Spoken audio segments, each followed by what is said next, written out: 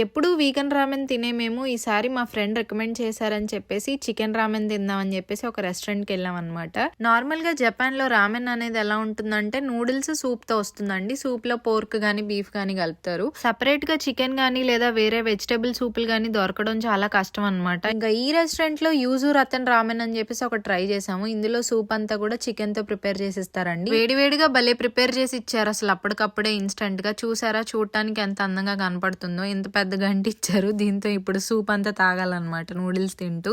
Noodles తో పాటు ఇంకా టాపింగ్స్ కి మనకి చికెన్ పీసెస్, అలాగే అక్కడ కనపడుతుంది కదా గ్రీన్ కలర్ లో, అది సీవీడ్ అంటారు. అలాగే ఎగ్ ఇస్తారు, బాయిల్డ్ ఎగ్. వీటన్నిటితో కలుపుకొని తింటే బాగుంటుంది అనమాట. సరే టేస్ట్ ఎలా ఉంటుందో తిందామని చెప్పేసి ఒక స్పూన్ నోట్లో పెట్టుకోగానే పుల్ల పుల్లగా ఉందన్నమాట మొత్తం అంతా. ఇంకా మీకు టేస్ట్ ఎలా ఉందో క్లియర్ గా చెప్పాలంటే టమాటా రసంలో గానీ లేదా నిమ్మకాయ సోడాలో గానీ నూడిల్స్ తింటే ఎలాగుందో అలాగుందనమాట. ఇంకా అథెంటిక్ అండ్ టేస్టీ రామెన్ ట్రై చేయాలంటే నేను ఎప్పుడు షిబుయా వెళ్తా కదా, వీగన్ రామెన్ అది కానీ లేకపోతే పోర్క్ బీఫ్ సూప్ ఉన్న రామెన్స్ కానీ ట్రై చేయొచ్చు, అలవాటు ఉన్న వాళ్ళైతే డెఫినెట్లీ. ఇంకా మరి జపాన్ లో అసలు వెజిటేరియన్ ఫుడ్ దొరకడమే కష్టమా, సర్వైవ్ అవ్వలేరా అంటే అవ్వచ్చు. ఆప్షన్స్ ఉంటాయి, మనం వెతుక్కోవాలి. మంచిగా కుక్ చేసుకుంటూ ఉంటే బ్యాలెన్స్ చేసుకోవచ్చు. వెజిటేరియన్ ఫుడ్ కూడా అవైలబుల్ గా ఉంటుంది, కానీ వెతుక్కుంటూ ఉండాలన్నమాట మనం ఆప్షన్స్. మీలో ఎంతమందికి రామెన్ ఇష్టమో కమెంట్ చేయండి. అలాగే వీడియో నచ్చితే లైక్ చేసి షేర్ చేసి మరిన్ని వీడియోస్ కోసం ఫాలో అయిపోండి. Bye bye.